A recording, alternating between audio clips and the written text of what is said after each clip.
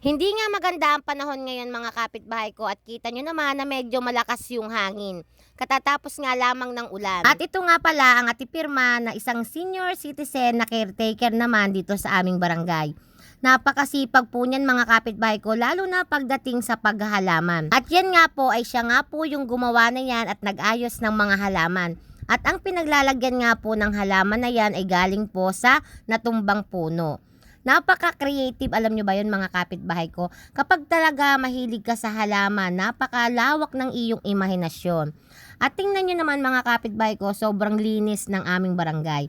At dahil nga yan sa Ate Pirma at sa ilan naming mga caretaker, kahit maraming puno dito sa aming lugar ay hindi mo talaga makikita na nagkalat diyan ang mga tuyong dahon.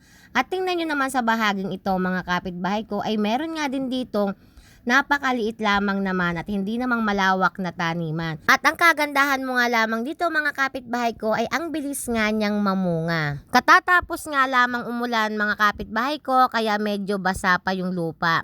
At malakas pa rin nga yung hangin bunga ng naging ulan nga kanina. At tingnan nyo naman mga kapitbahay ko, kitang-kita naman ninyo kung gaano kalakas yung hangin. At buti na nga lamang ay hindi nagtagal yung ulan at panandalian lamang at hindi nga ito malakas. Maaga pa nga ng mga oras na yan mga kapitbahay ko kaya nakakapag-video pa ako dahil wala pa nga ang aming midwife.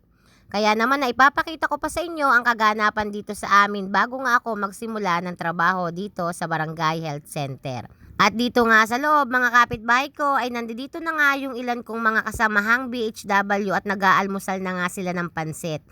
At ito nga pala ang Ate Lulit, siya po yung pinakamatagal ditong BHW. More than 28 years na nga siya in service. At ito nga po pala yung amin pong head ng BHW na si Ate Lucy at tinuturuan nga kami sa aming mga gagawin. At ayan na mga kapitbahay ko ang aking almusal bago tayo magsimula ng ating trabaho. Tuwing Tuesday nga ay duty ako sa barangay at kapag naman Friday ay dito sa Barangay Health Center. At kapag nga nandyan si Ate Telma ay meron kaming duty tuwing Friday pero kung wala naman ay wala kaming duty. At ito nga pala yung kasamahan kong BHW tuwing Tuesday kapag duty kami. At yan nga yung pinakamasipag sa lahat na kahit isang beses ay hindi uma-absent. At ito nga pala ang Nanay Linda na birthday niya po ngayong araw at sinagot na nga po niya yung ulam namin para sa tanghalian.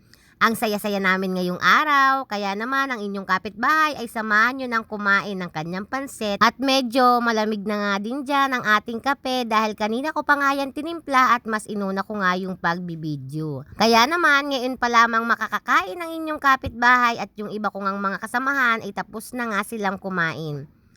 Kaya maraming salamat mga kapitbahay ko, hanggang dito na nga lamang ang aking video. Maraming salamat sa patuloy ninyong suporta. Sa susunod po ulit, salamat!